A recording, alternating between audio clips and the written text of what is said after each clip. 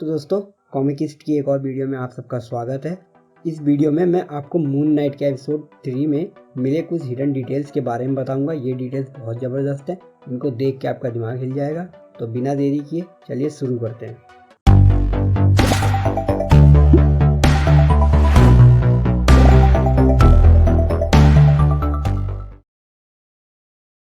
Cairo में घर के छतों पर जब मार्क कुछ ट्रक को पीट रहा होता है, तब ब्लैकआउट के बाद वो अपने आप को एक टैक्सी में पाता है और टैक्सी में वही साउंड ट्रैक बज रहा होता है जो एपिसोड के स्टार्टिंग और एंड में बजता है। साउंड ट्रैक का नाम है एंटा, जिसे बनाया है डीजे काबू ने।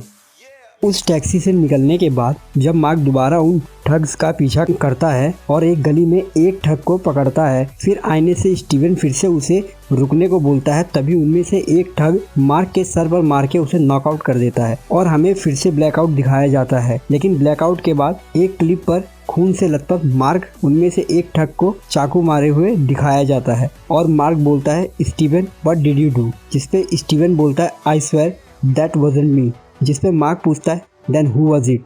इसका जवाब मैं दिए देता हूँ। इसका जवाब है मार्क की थर्ड आइडेंटिटी, कॉमिक में जिसका नाम होता है जेक लॉकली। कॉमिक में मार्क की यह आइडेंटिटी एक कैब ड्राइवर होती है जो एक डिटेक्टिव की तरह काम करके मार्क के लिए इन्फॉर्मेशन इकट्ठा करने का काम करता है। इन्फॉर्मेशन निकलवाने के लिए वो क्रिमिनल्स से मारपीट जरूर करता है, लेकिन कॉमिक में ये आइडेंटिटी इतनी ब्रूटल नहीं होती जितनी इसे यहाँ दिखाया गया है। और ये आइडेंटिटी जेक लॉकली की ही है। ये हमें इससे ही पता चलता है कि अगर आपको याद हो तो एपिसोड 1 में स्टीवन की म्यूजियम कलीग से डेट के लिए किसने पूछा होगा, वो मार्क तो नहीं हो सकता। जब इन खतरों के चलते मार्क लाइला शख्स से इतनी दूरी बना के रखता है, तो वो किसी और इनोसेंट को कैसे खतरे में डाल सकता है अपने साथ डेट पर ले जाके।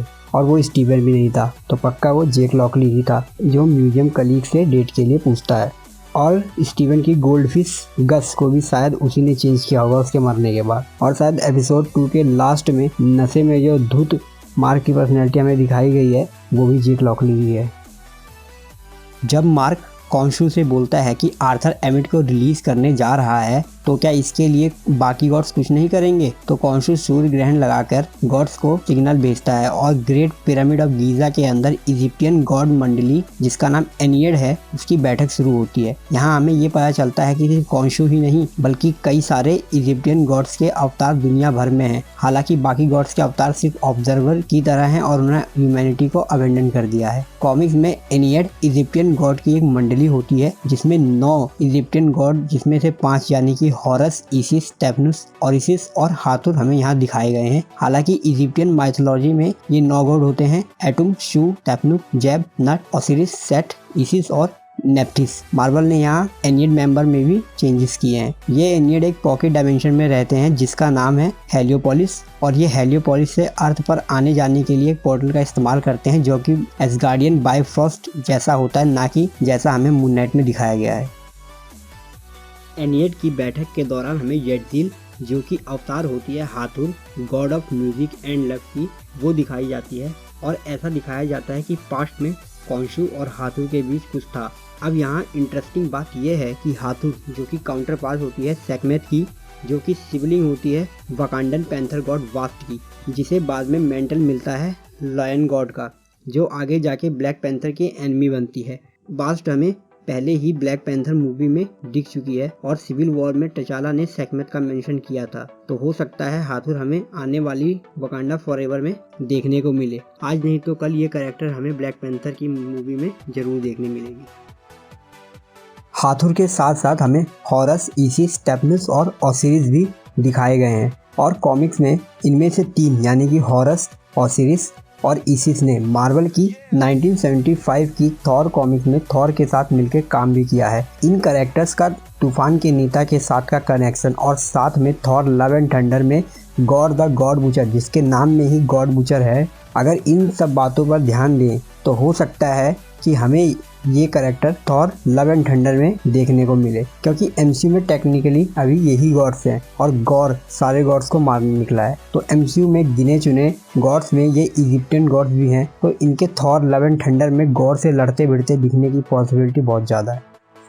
अपने फेलो गॉड्स को एड्रेस करते हुए कॉन्शु बोलता है, return from the opulence of overworld before you lose this realm. यहाँ ओवरवर्ल्ड रिफर करता है हेलियोपोलिस को, जो कि एक पॉकेट डायमेंशन है जो कि अर्थ के एडजेसेंट है, जहाँ इजिप्टियन गॉड्स रहते हैं। कॉमिक में इसे कई बार ओवरवर्ल्ड भी कहा गया है। इसे एक तरह से इजिप्ट माइथोलॉजी का एस्गार्ड मान लो।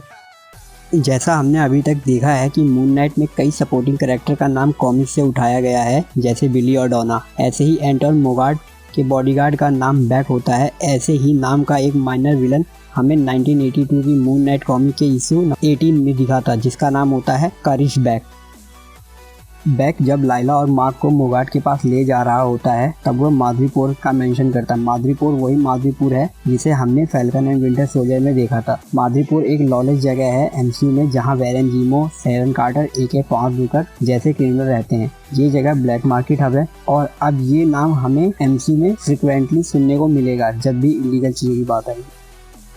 एंटोन मोगाट, जिसका रोल प्ले किया है लेट एक्टर गैस्पार्ड यूलियल ने, जिनकी कुछ महीने पहले एक्सीडेंट में डेथ हो गई, may he soul rest in peace. Anton Mogart comic में उसकी अल्टर ईगो मिडनाइट मैन के नाम से जाना जाता है। ये एक स्किल्ड आर्ट थीप होता है जिसे मून नाइट रोकता है, और उस दौरान ये रिवर में गिर जाता है और सबको लगता है कि ये मर गया, लेकिन बाद में पता चलता है कि वो सीवेज में चला जाता है, जहाँ उसका फेस डिफॉर्म हो जाता है, जिसका जिम्मेदार वो मून नाइट को मानता है, और बाद में मून नाइट से बदला लेने के लिए वापस आता है। हालांकि बाद में ये मून नाइट से बैटल के दौरान मारा जाता है। सेम यहाँ भी फाइट के दौरान मून नाइट उसे जब क्रेसेंट से मारता है लास्ट में, यहाँ भी ऐसा ही होगा कि एंटोन मरेंगे नहीं, बल्कि आने वाले टाइम में वापस आएंगे मिडनाइट मैन बनके। इसका रेफरेंस एक जगह और मिलता है, जब पूरी फाइट खत्म होने के बाद कॉन्शु एक क्लॉक के ऊपर खड़े होते हैं, और उस क्लॉक में एग्जैक्ट 12 यानी कि मिडनाइट हो रही होती है। ये एक छोटा सा नोट था मिडनाइट मैन का।